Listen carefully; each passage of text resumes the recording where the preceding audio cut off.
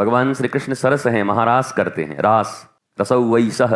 दुनिया में ऐसा रसराज आज तक कोई हुआ नहीं श्री कृष्ण की तरह।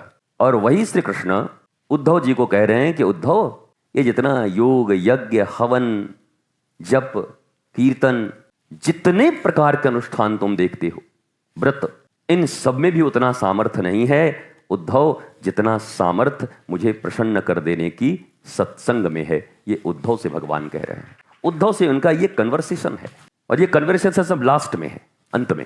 ऐसे भी कहा जाता है कि जब व्यक्ति जाने वाला होता है तो झूठ नहीं बोलता। अर्जुन के साथ जो कन्वर्सेशन है वो गीता का, वो अंतिम नहीं है। अंतिम गीता उद्धव के साथ है भगवान का। बोला उद्धव, मेरे अनुभव में ये आया, अब मैं तुझे कह के अब मैं तो जाऊंगा भाई, हमारा लीला हुआ। तो उसमें उन्होंने सत्संग की महिमा को बताया। सत्संग, इसलिए आप सब भी जीवन में सत्संग को उचित महत्व देना। दोगे तो मौज में रहोगे, नहीं दोगे तो दरिद्रों की तरह रहोगे।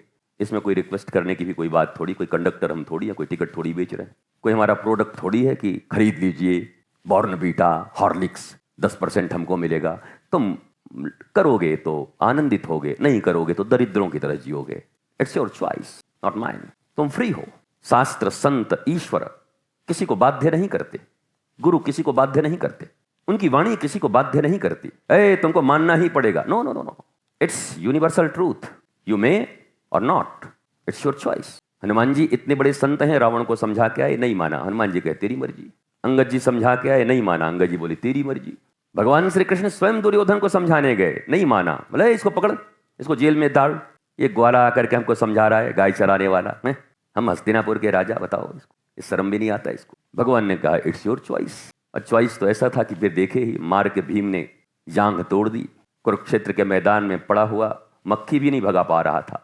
बड़ी दुर्दांत वर्णन है कि जिस दुर्योधन की दहाड़ से हस्तिनापुर और पृथ्वी हिलती थी, जब भीम ने जंघा तोड़कर और रक्त रंजित करके डाल दिया कुरुक्षेत्र में, मरा नहीं था, जिंदा था।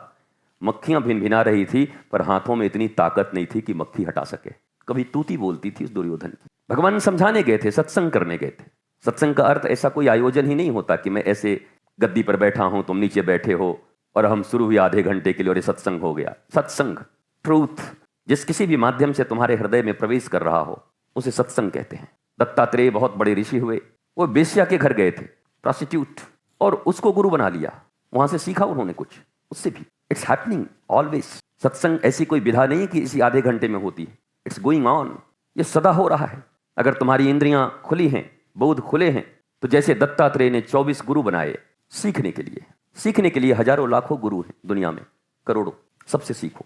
पर जीवन के उस लक्ष्य तक पहुंचने के लिए एक संत, एक पंथ, एक ग्रंथ, और नहीं तो चौराहे पर घूमते रह जाओगे पूरी जिंदगी, मंजिल नहीं मिलेगी। एक संत। हाई स्कूल में पहुंचने के बाद या उसके पहले आजकल हम लोग चुनते हैं आर्ट, साइंस, कॉमर्स सब्जेक्ट्स, कोई डिसाइड ही ना कर पाए।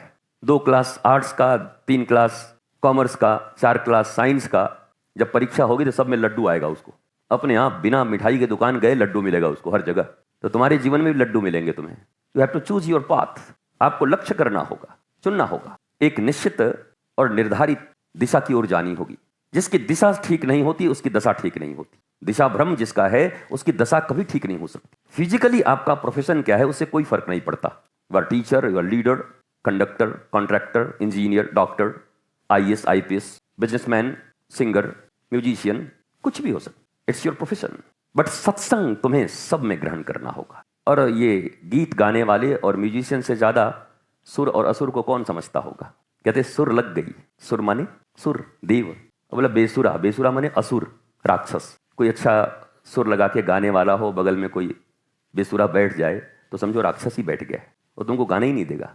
तुम गाओ वो बेताला ताली मारेगा, सब तुम्हारा उल्टा सीधा हो जाएगा, कितना भी सुर लगा के आओ। तुम्हारे जीवन में भी ऐसे सुर, गुरु के दिए हुए सुर अगर मिल गए जीने के सत्संग के द्वारा, पर अगर बेसुरा पार्टनर हो गया, बेसुरा मित्र हो गया, तो तुम्हारे जीवन में भी सुर नहीं लगेंगे, फिर सुर टूट जाएगा।